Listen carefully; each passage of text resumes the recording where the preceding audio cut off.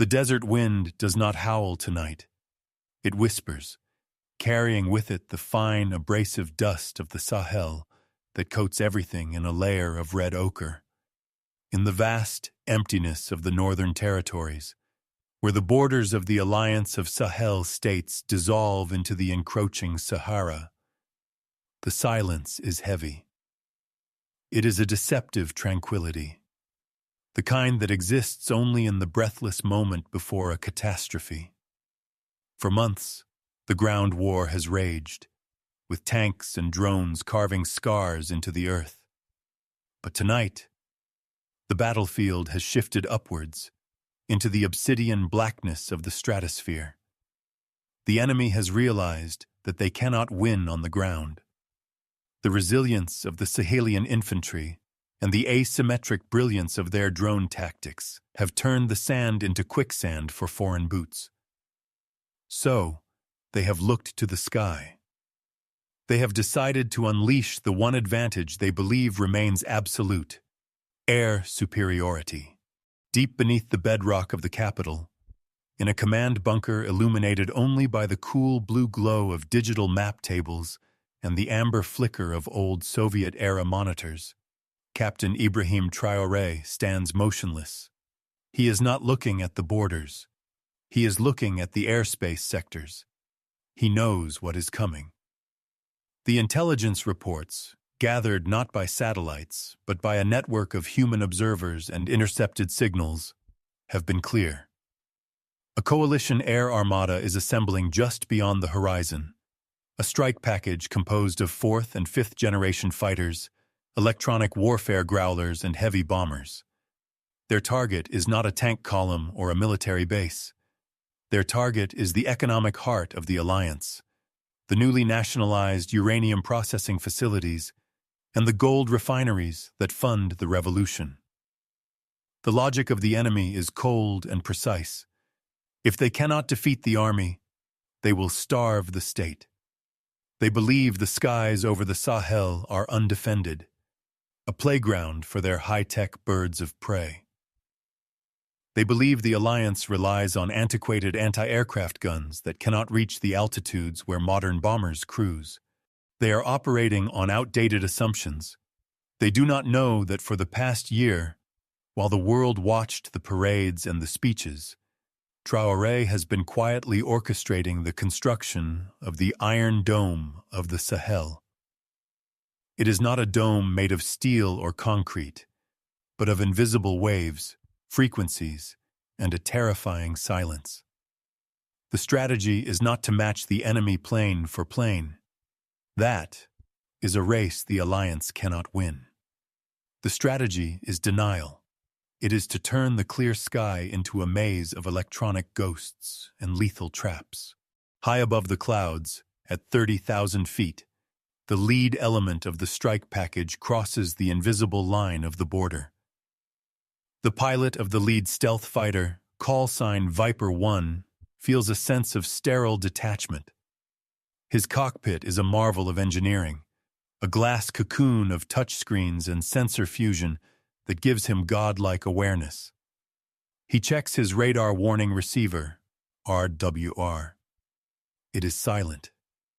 There is no beeping, no angry tone indicating that a search radar is painting his aircraft. To his sensors, the Sahel below is dark and asleep. He believes he is invisible. The stealth coating on his aircraft absorbs the radio waves of conventional radar, making him appear no larger than a bird on enemy screens. He radios his wingman, his voice calm, confident. They are entering the weapons release zone. The mission feels routine, almost clinical. They are ghosts sliding through the dark. But they are not ghosts. They are glowing flies caught in a spider's web they cannot see.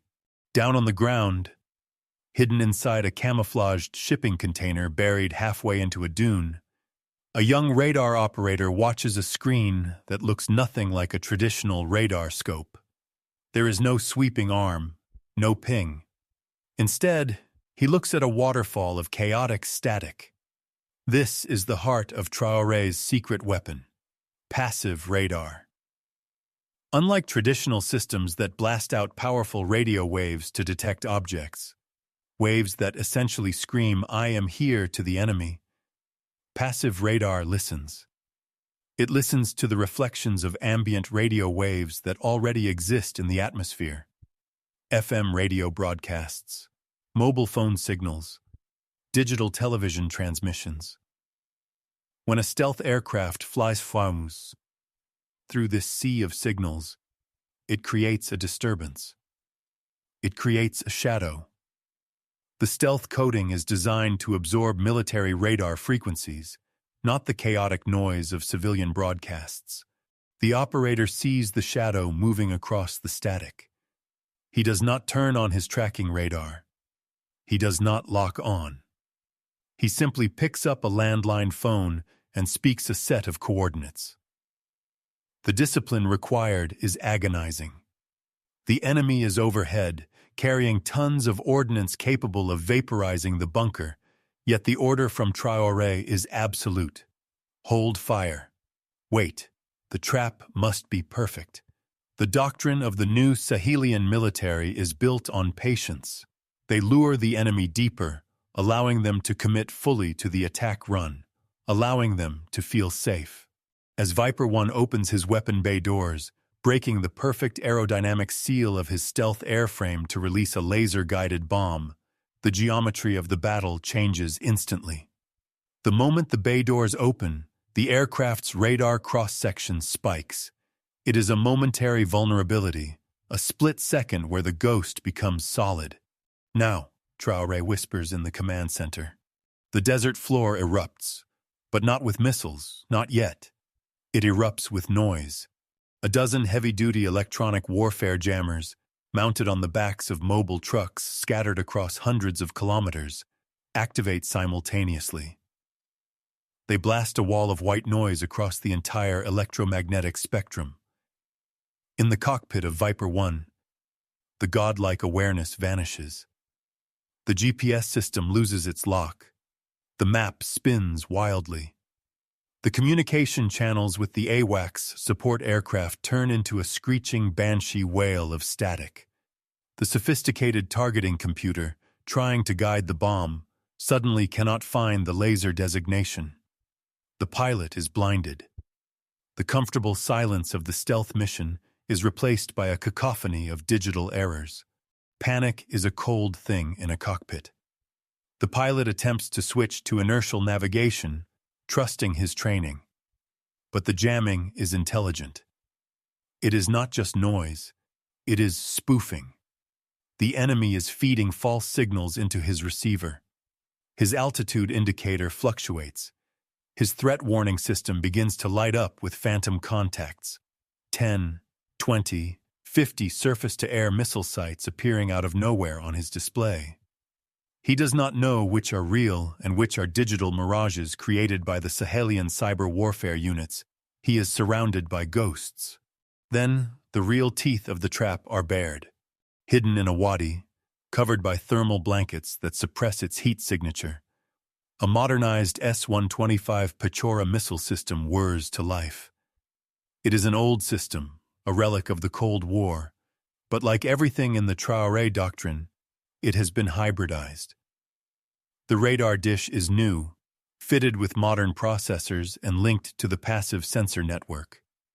It does not need to search the sky. The passive sensors have already told it exactly where to look. It turns on for only 4 seconds, the snapshot technique. A solid lock. 2 missiles roar off the rails, trailing fire into the night sky.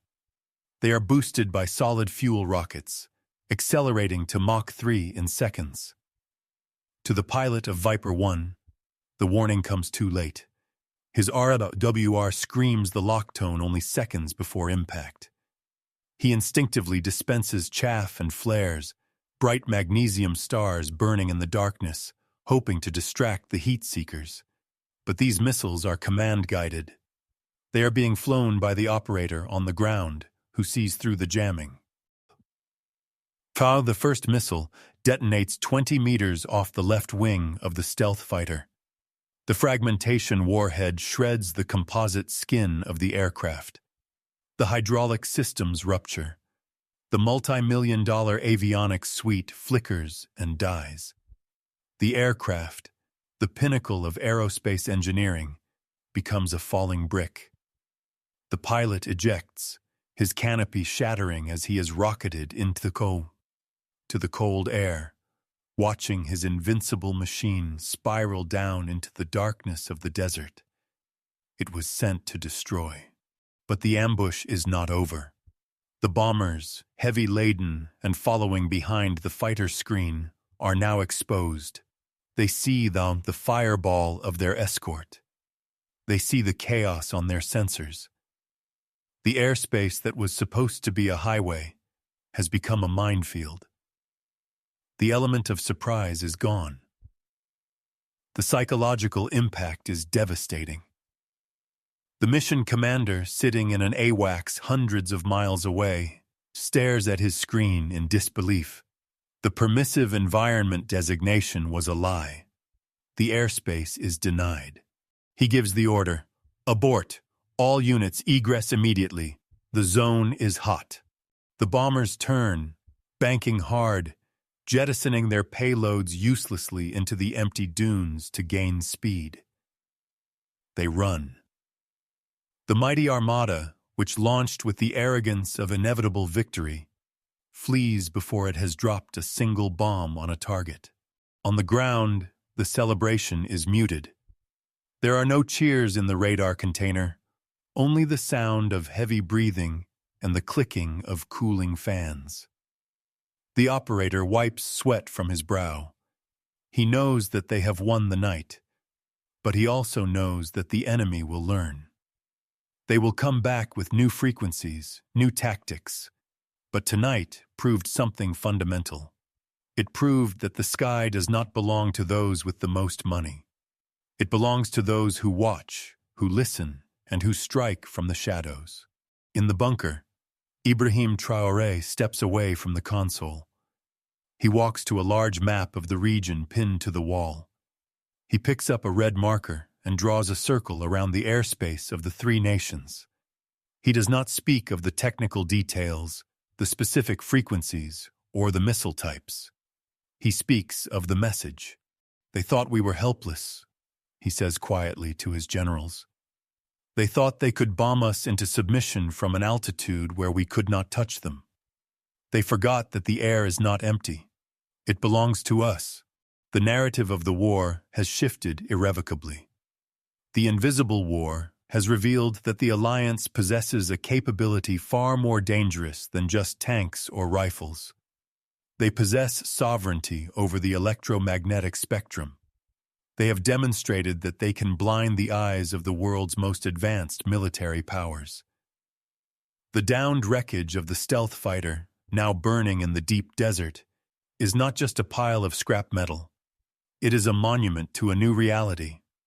It will be recovered, analyzed, and put on display, not as a trophy of war, but as proof of concept. The victory sends shockwaves through the geopolitical landscape. Military analysts in foreign capitals scramble to rewrite their assessments. The Traoré Doctrine is no longer just a theory of ground resistance. It is a comprehensive theory of area denial. The cost of intervention has just skyrocketed. To attack the Alliance now requires not just a strike package, but a full-scale suppression of enemy air defenses (SEAD) campaign, a costly, bloody endeavor that no foreign power has the stomach for. As the sun begins to rise over the Sahel, painting the sky in violent shades of purple and gold, the silence returns. But it is a different kind of silence now. It is the silence of respect.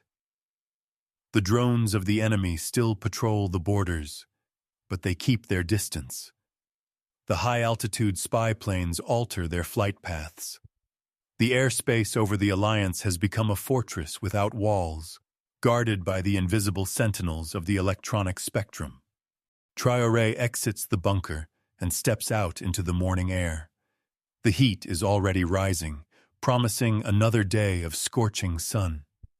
He looks up at the vast blue dome above him. It is empty. No contrails scar the perfection of the azure expanse. For the first time in decades, the sky above his people is truly free. It is a freedom bought with ingenuity, with the fusion of old iron and new code, and with the audacity to believe that a small nation can stand tall against the giants of the sky. The invisible war continues. The frequencies will shift, the codes will be rewritten, and the cat-and-mouse game of radar and jamming will go on. But the psychological barrier has been broken. The fear of the unknown now resides in the hearts of the pilots who fly against the Alliance, not in the hearts of the people on the ground.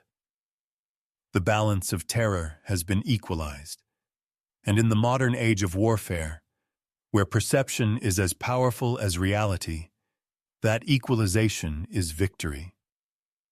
The uranium stays in the ground until the Alliance decides otherwise. The gold remains in the vaults, and the sky remains silent, watching, waiting, and daring the world to try again.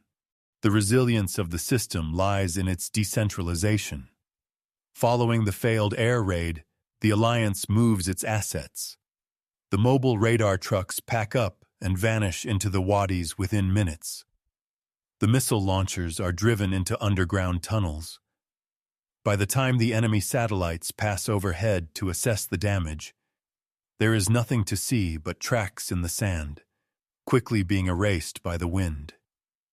The Iron Dome is liquid. It flows across the map, appearing where it is needed and dissolving before it can be destroyed. This mobility is the heartbeat of the defense. It transforms the entire nation into a weapon, where every dune could hide a sensor and every truck could be a command node.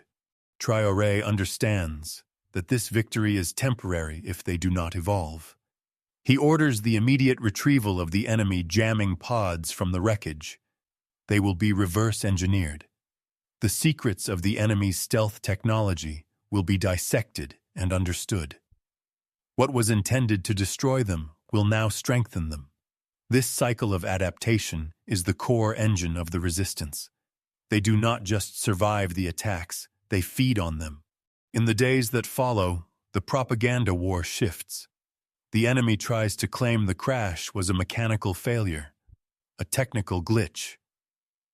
But the Alliance releases the radar tapes. They release the audio of the intercepted panic in the pilot's voice. The truth cuts through the spin. The message resonates across the continent, sparking a renewed sense of pride and possibility. If the Sahel can close its skies to the superpowers, what else is possible? The impossible has been rendered merely difficult, and the difficult has been achieved. The narrative ends here, in the quiet confidence of the morning. The war is far from over, but the terms of engagement have been rewritten. The vertical flank is secure. The Traoré Doctrine has proven that with enough will, even the sky can be reconquered. And as the dust settles, the world watches with a new, grudging respect for the power that has risen from the sands. A power that speaks softly, but carries a shield that can darken the sun. The invisible war has a winner. And for now, the signal is clear: access denied.